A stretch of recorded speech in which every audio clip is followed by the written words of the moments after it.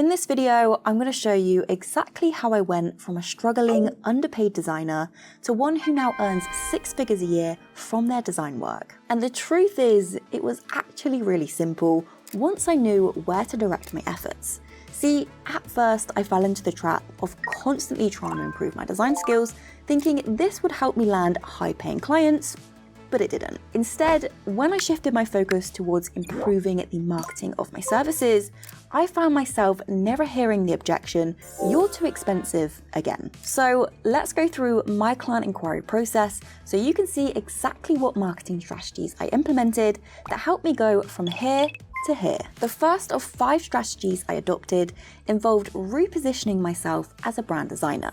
Instead of literally advertising my design services, I started presenting them as solutions to the problems my target audience faces. I adopted this approach because people are motivated by pain, which means businesses are more likely to invest money to solve a problem rather than just to have professional branding. The next strategy I implemented was to my inquiry form.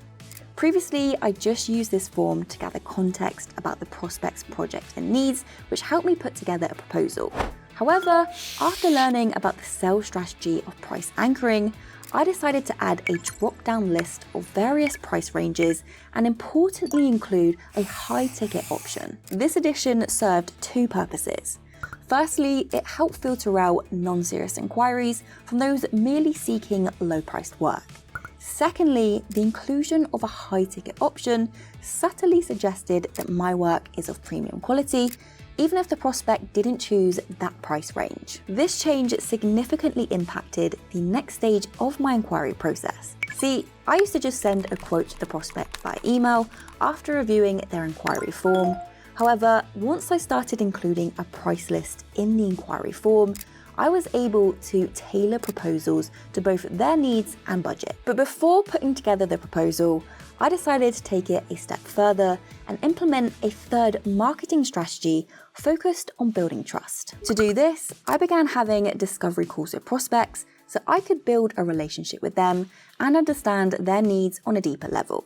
This is crucial because while a prospect might state on their inquiry form that they need a rebrand due to outdated branding, the underlying reason could be the emergence of new competitors in the market, which has raised concerns about their survival. Therefore, they feel a need to stand out. Uncovering these underlying reasons behind the prospect's wants and needs becomes really important in the next stage of the process. See, once I started implementing discovery calls, I found myself equipped with so much more information on the prospect as a whole, from their goals and frustrations to their values. This led me to tweak the way I put together my proposals so I could use this new information to increase my chances of securing the project. To do this, I needed to implement 2 new marketing strategies into my proposal. So let's walk through the document and show you exactly how I did this. So first there's the front cover, which I've customized by including images that relate to the prospect's industry. Now, even though this may seem like a minor detail, it demonstrates to the prospect that the proposal is tailored and that I pay attention to these small details. The next page goes over the objectives of the project. So a key goal of the discovery call was to identify the prospect's challenges and pain points, which would then allow me to present my services as the solution in this section of the proposal. So for instance, this specific business was struggling with an inconsistent visual identity, resulting in a lot of time spent creating marketing materials. So the proposed solution I put forward was to establish a consistent visual identity with a set of brand assets, fonts and colors, while having an easy to follow brand guide on how to use them together. Now this approach would streamline the creation of visuals, helping them save time. So this section in the proposal demonstrates my understanding of their struggles and my readiness to help overcome them. The next few pages break down my entire process. So I include this to demonstrate to the prospect that I have a clear step-by-step professional approach, and by outlining what's included in each stage, they can better understand what it's like to work with me, which helps in building trust. In this next section, I continue on with the goal of building trust and confidence by sharing testimonials from previous clients. Now the key here is to highlight projects that had similar deliverables and design styles to what the potential client is seeking.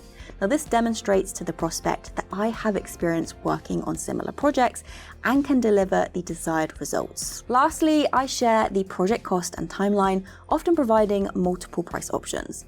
I do this strategically by again using price anchoring. I always present the highest price package first, making the lower priced option seem more attractive. Now, as consumers, we use the first piece of information, in this case, the first package price, to make decisions about the second piece, here the second package price. Now, the key here is to ensure a contrast between the first and second prices.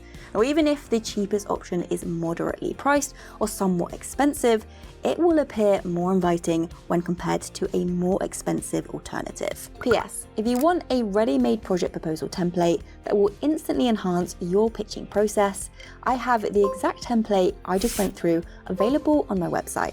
I'll put a link to it in the description below. So to recap, here's what my inquiry process looks like. The prospect fills out an inquiry form on my website, which includes providing a budget range for the project. We have a discovery call during which I uncover the deeper reasons behind their needs and goals. Using this information, I put together a proposal that addresses their problems and positions my services as the solution, while using price anchoring to enhance perceived value. Once the proposal is accepted by the prospect, it's time to onboard them.